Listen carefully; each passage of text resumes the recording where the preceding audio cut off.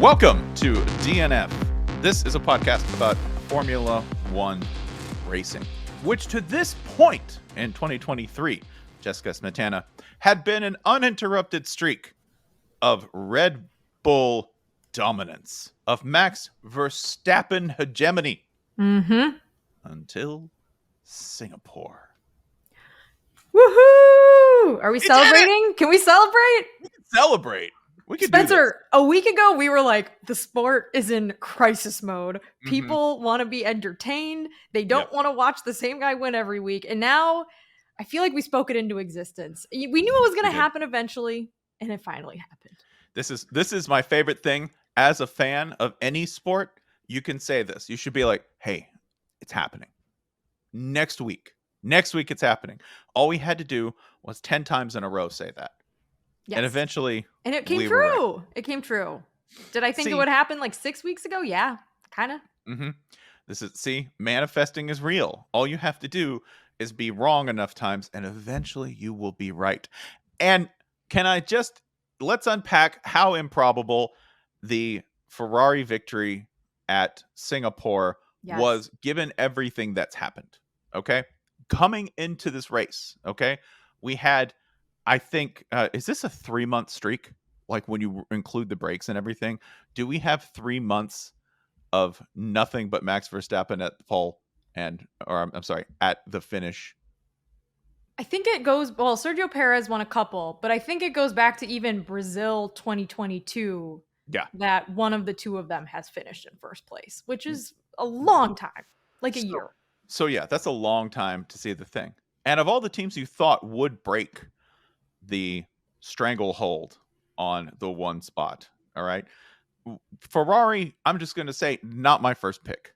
Not the ones that I thought would be the ones that you go, hey, we're going to end up with a great display of competence. We're going to end up with some real skill, both at the driver level and at the management level. Remember, the driver level's not been the issue for Ferrari. We've had a lot of good performances by the drivers. They've just been let down by everything else. Yes. With Ferrari. They would not be my pick. I thought maybe Mercedes would snipe one. Yeah. I thought maybe even McLaren. I thought Fernando Alonso at the beginning of the year. Maybe he'll be the first guy to do it. Maybe he'd be the guy to do it. No. Andiamo Ferrari is what we ended up with. I don't know about you, I was ecstatic. Look at that. I have a Ferrari shirt on right now. I'm not even like a Ferrari stan. Wow. In fact, people compare a lot of the teams I hate in sports to Ferrari and one team I like. And I don't like that. But I had to break it out for today, Spencer, because we're celebrating today. You had to. And can I say, of the Ferrari drivers, like by script, I like this script, okay? By script, I love this because either driver would have been an interesting pick to me, but Carlos Sainz, both by getting pole and by finishing the race in a way that I do want to discuss, because Carlos Sainz, such a finish, giant brain, Carlos Sainz. I don't know if you saw this meme, but it's a triangle and it's like a cut triangle and it's like levels of intellect, and it's like normal person, and it's like brainiac, then it's like Einstein, and then like the very peak of the pyramid, somebody has gone Carlos Sainz. Yes, right here. Yes. Explaining memes out loud. I love it. Internet. It's my favorite genre of conversation. But the way that he won it and the timing of this for Ferrari, so sweet, because they had this is a team that's had its basic competence questioned, like not as just they should, yeah. Right. As like deservedly so. Deservedly. We all thought something was going to go wrong. He was on pole on Saturday, and we in our F1 group chat, Spencer, you, me, and Doug, our producer Doug, shout out Doug. Yeah. I said, spoiler alert, Verstappen's going to win, which, the Red Bulls were off pace the entire weekend. We'll get to that and the technical directive and the conspiracy theories and everything else that's fun about Formula One. But even so, I was like, Ferrari surely is going to screw this one up. They're going to do something wrong. They're going to forget to put on a tire. Someone's going to run over a screw gun. I don't know, but something's going to go wrong. And nothing went wrong. He ran in front the entire race well-timed pit stops for him. We'll talk a little bit about Leclerc. Leclerc got sort of screwed by some strategy calls, but maybe like not necessarily, like maybe had to happen for someone to win, for Carlos to win. But like it was perfect, and he raced perfectly at the end. I thought this race was scripted specifically for you personally.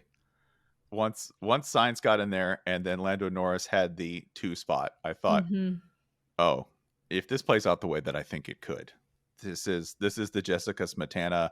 This is the Jessica Smetana special. It was. And like, those two are like best buddies too. So when they were at the end, and Carlos had to do this incredible balancing act of not wanting to push too hard so that George Russell on new tires could pass Lando Norris and challenge him, but also not go so slow that Lando Norris, who had DRS, could pass him. Like he had to manage his tires. He had to do all of this. It was such a tightrope for him at the end of this race. And the Mercedes pitting and putting on the medium tires and the 3 front runners having the hard tires on made it really, really exciting, like super stressful, but very exciting.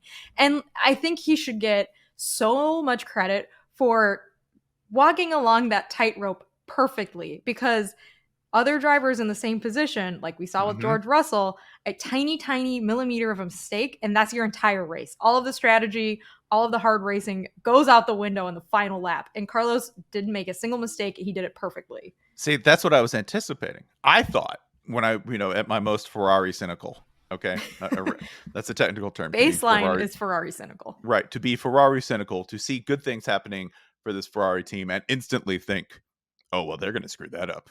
Or someone will screw that up for them and they will be the accomplice. What fresh hell awaits. Right. You're just waiting on it because the walls are real close. Like I thought if nothing else takes them out, Singapore, it's a very tight track and it's very, very easy to make a mistake that will put you in the wall. In fact, the reverse of what I thought would happen happened. I thought Mercedes was going to catch them. And I thought when they caught them, it would be George Russell because George Russell was out for blood. If we got team radio of George Russell going, okay, boys, we need to win this one. Okay, like put me in the target. We can get there. We have pace. Let's go.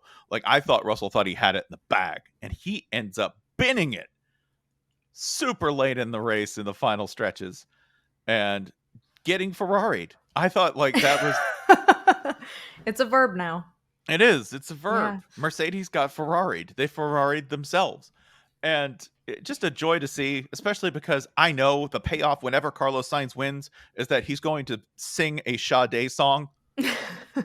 And as silly as that is, I wait for it when it happens, that he's finally conducted his first, in his words, smooth operation as a Ferrari driver. Magnificent. Just a great thing. On the last lap, him and Lando Norris basically doing a Talladega Nights move, shaking and baking it, keeping Lando just close enough to ensure that he had somebody between him and the Mercedes. Oh, breathtaking. This is what, like, if you have been watching this and as a relatively new fan, you think, I can't believe the same thing happens every week. Understand the payoff comes loaded. Yeah. You did all of the work to make this satisfying. And then when the payoff happens, it's this. Sublime. Absolutely. It really made me wonder what this season would have been like if you just like Thanos vanished Red Bull from Formula One, because I think if this is how tight these cars are running together at the end of a race, the technical regulation set is working, right? Like these cars are all following and overtaking at such a close distance and are so tight.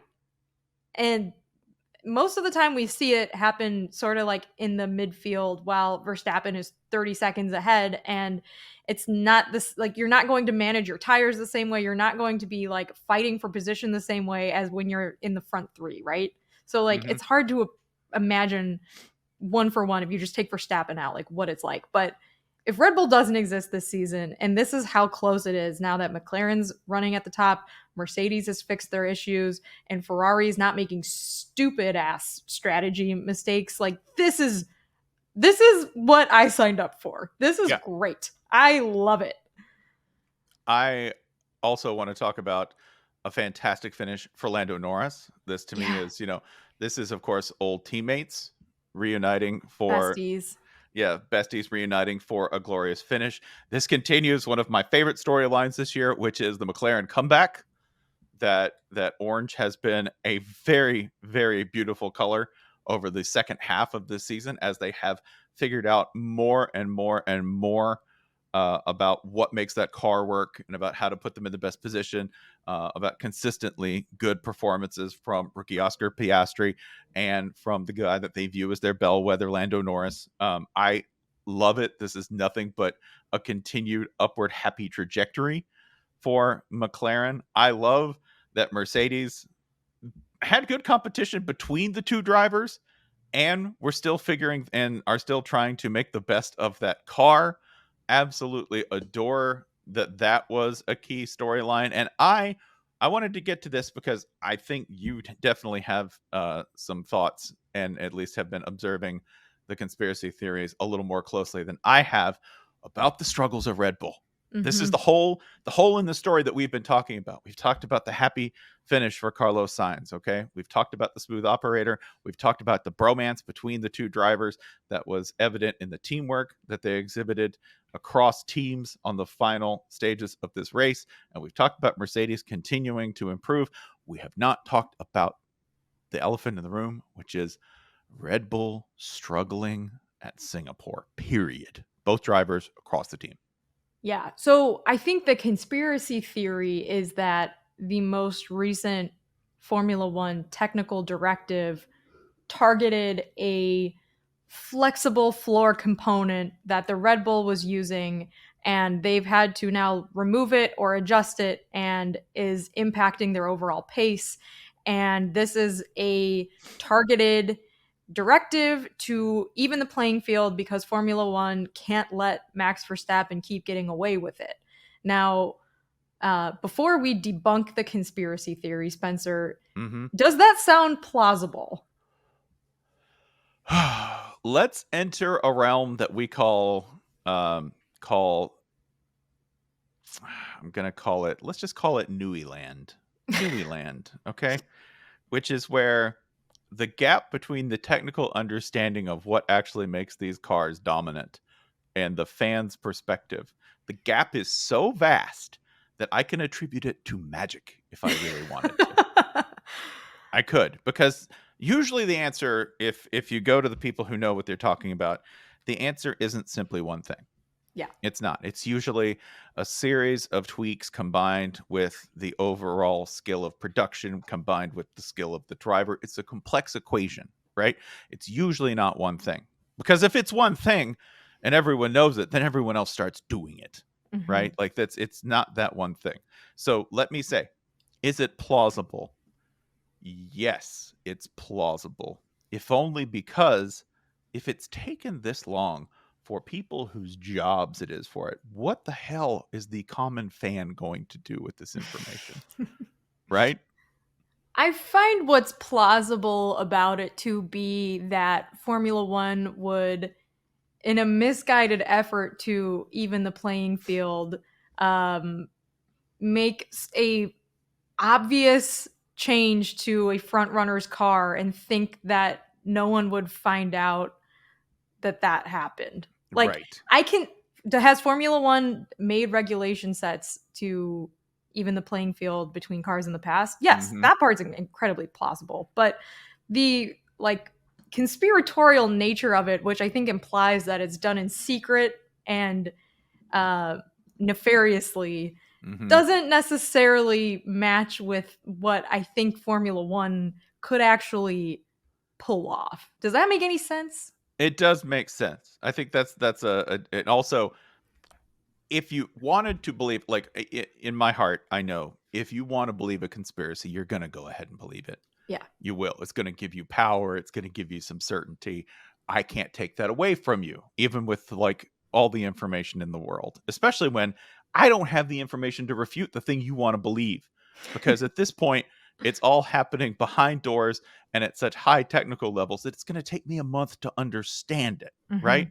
Newey Land is filled with that. That's one of the reasons we talk about magical engineers. It's one of the reasons we go, oh, well, they got this guy and he's got a giant brain and he understands these things better, right? Like that's the like Adrian Newey effects, why I'm calling it Newey Land and this terribly named concept that I've come up with. I like it. But in Newey Land, you can go ahead and just describe, yeah, it's absolutely like a law or a regulation targeting Red Bull and trying to bring everyone back. There's a problem here. One conspiracy theory feeds another. Who is the team historically F1 has intervened on behalf of, according to conspiracy theorists deep into the lore of F1? Who is the team that they have intervened on behalf of time and time again at both the technical and at the regulatory level? Ferrari. Old school Ferrari. Oh, F1's going to protect Ferrari. Well, who won this weekend?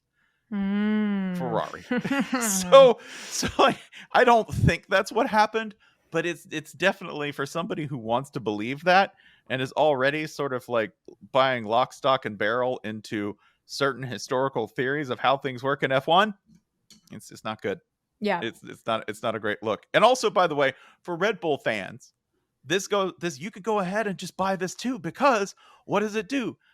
Well, it shores up your assumption that everyone's out to get you. Yeah. Right? That your historical upstart status is still disrespected by the long established powers of F1. It's classic shit all around.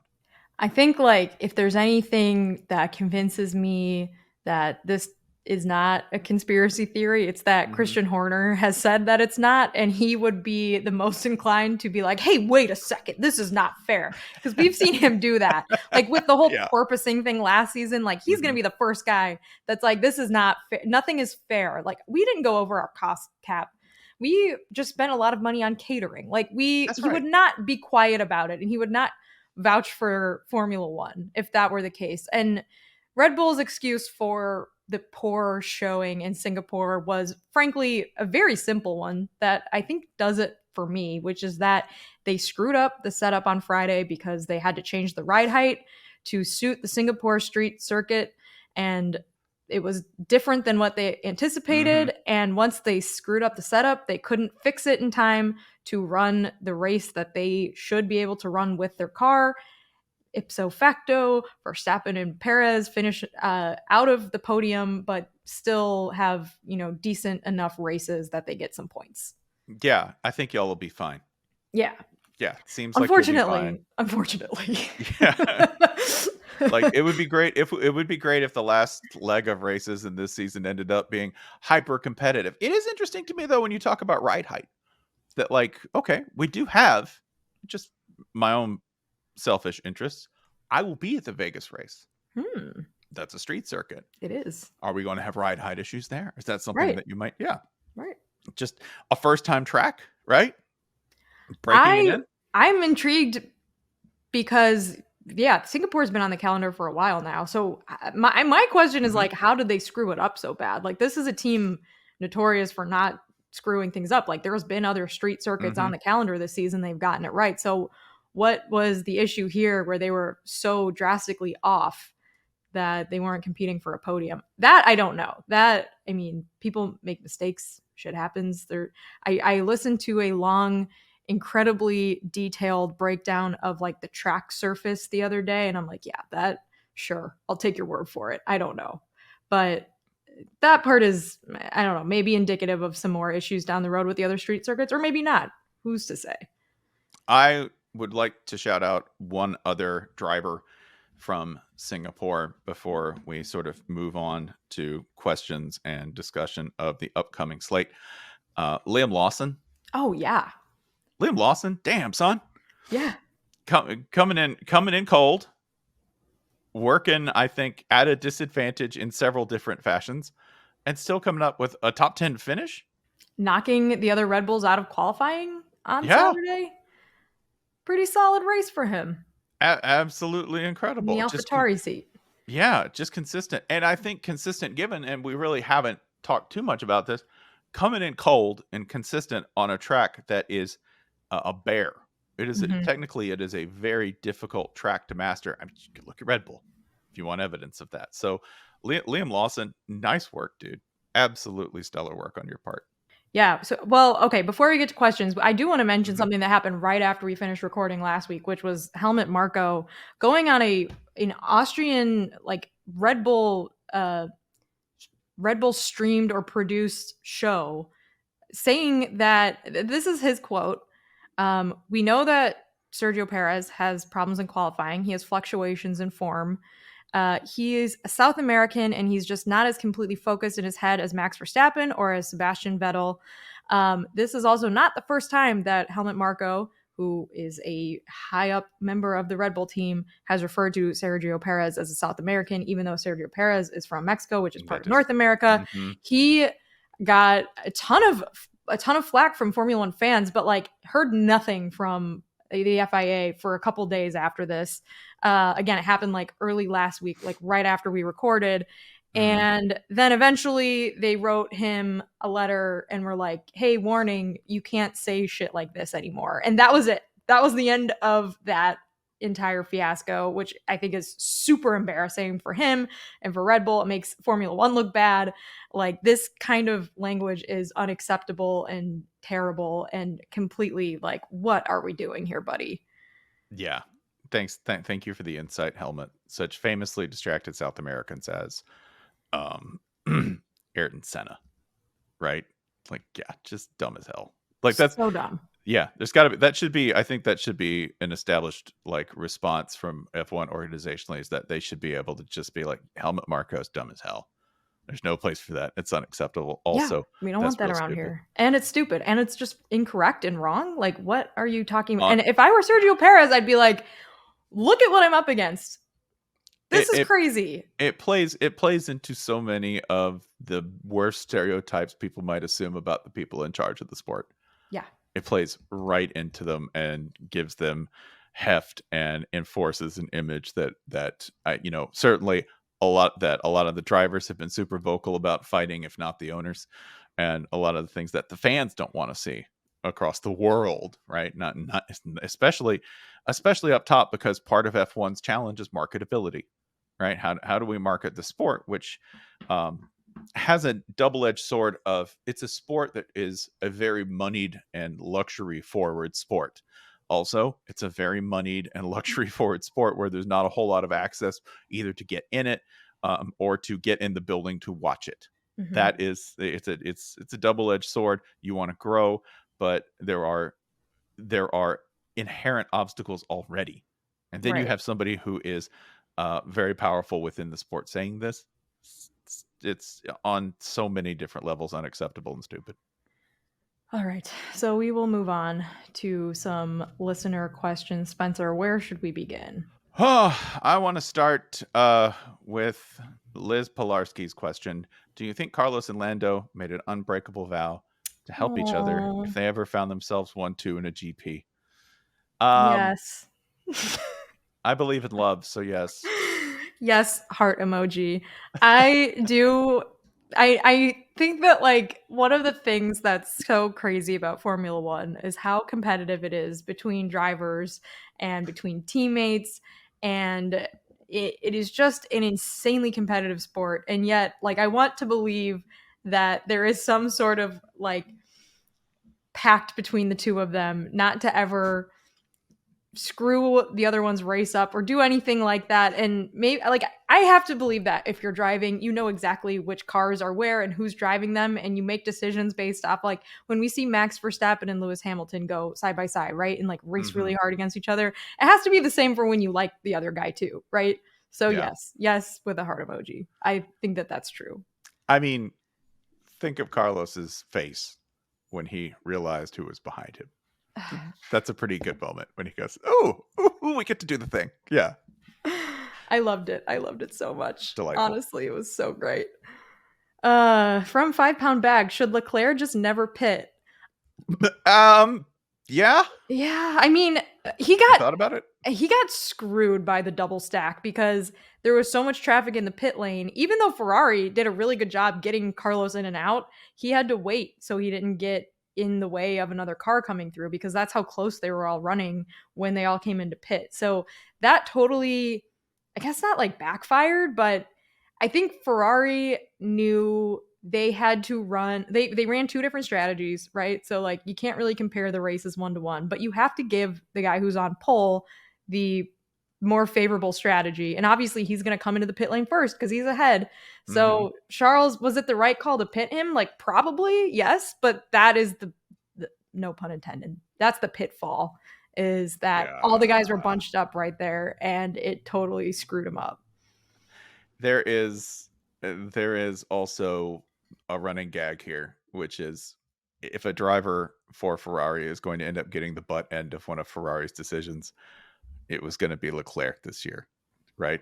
Again, if you just believe in running gags, conspiracies, or other irrational patterns of behavior that keep showing up and again, you go, "Oh, this pit strategy seems kind of risky. I wonder if that's going to benefit Charles Leclerc."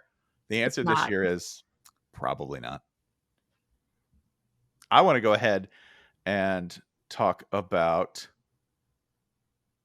Carlando, because this gives us an opportunity to talk about other relationships between drivers. Okay.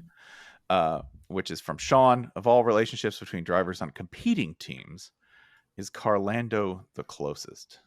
I think, yeah, by far. Like, they're golfing buddies, right? Yeah. They're seen on social media actually hanging out.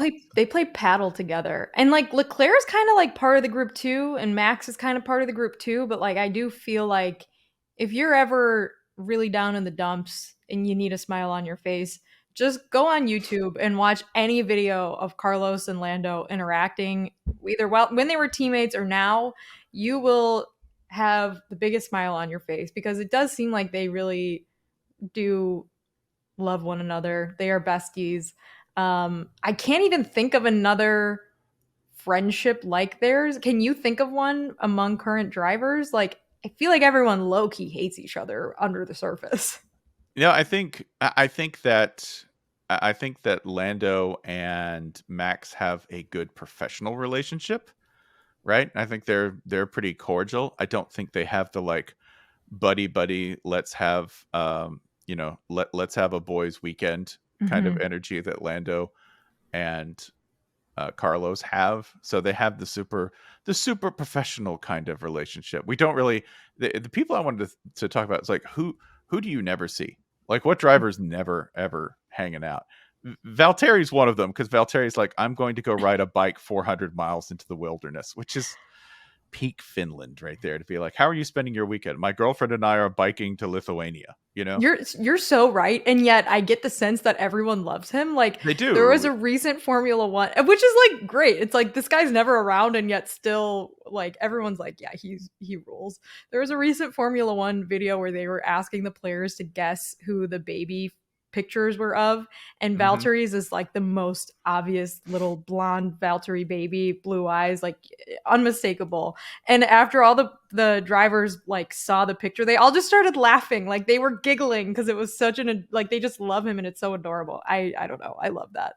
Yeah, like, and I will say this, Max, for his reputation for being super prickly and very, very, very blunt in the way that he says everything, Max gets along in the paddock. Like Max talks to other drivers. Max hangs out. You know, it's not like he's Michael Jordaning the situation at all. Yeah. Michael Jordaning is another good verb. We've got Ferrariing and Michael Jordaning. Yes, in the Nui zone. There we go. Just write these all down. I'm gonna write them down. Yeah. Okay, let's see.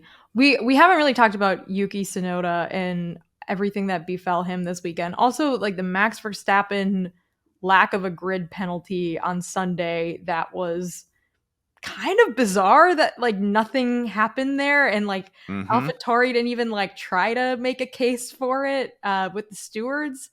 We have one question from Cinco de Mayo. Did Yuki just say fuck it, get me to Japan instead of finishing the race? I wouldn't say that. Yuki kind of got screwed this weekend. Yeah, although if that was the decision to make, maybe like organizationally, maybe that was the decision. If you have not seen the damage from the crash between him and Sergio Perez at Singapore, wild. No, that car is torched. Yeah, that is when you send those photos to the insurance company just sends back LOL in the email. Like, it's torched. So I don't think that's what they did, but effectively that's what happened. Like there's I think they got a puncture, they decided it's not worth it, let's just completely reboot.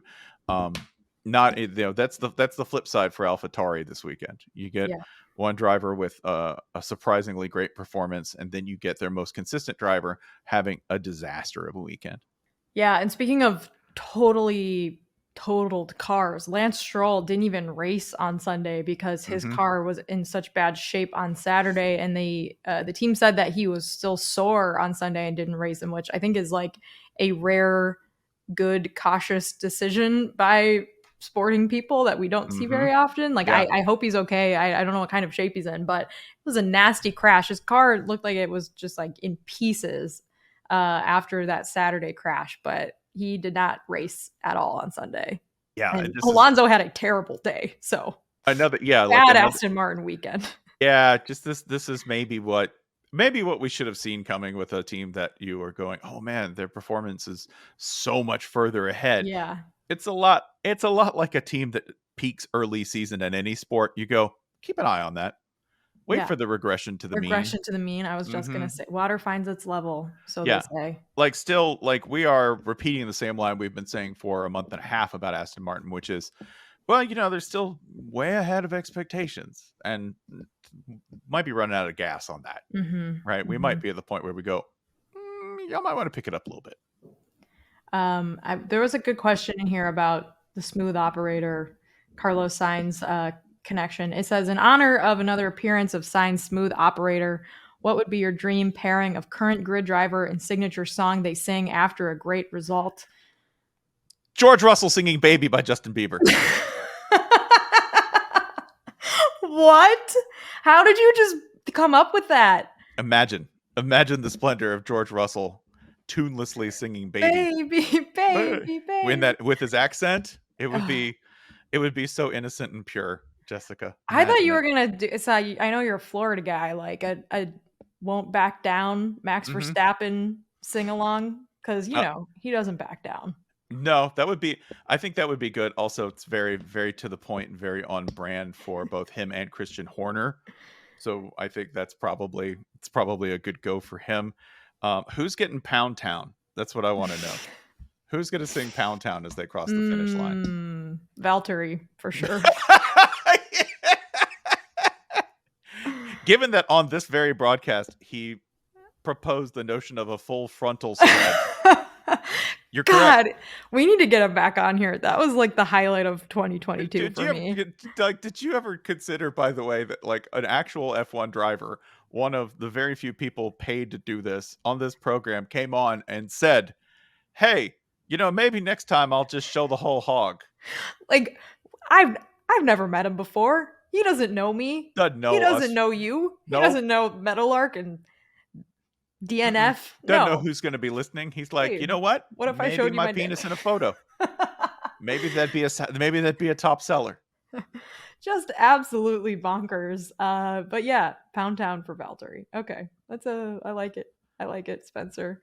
George Russell, by the way, he was really upset after the race, as he should be. Been. He blew it, and he was so mad at himself, and it made me feel bad because I was like, even in spite of him DNFing, taking the show name too literally, it was hard to watch that kind of meltdown happen to someone who's been in F1 for as long as he has.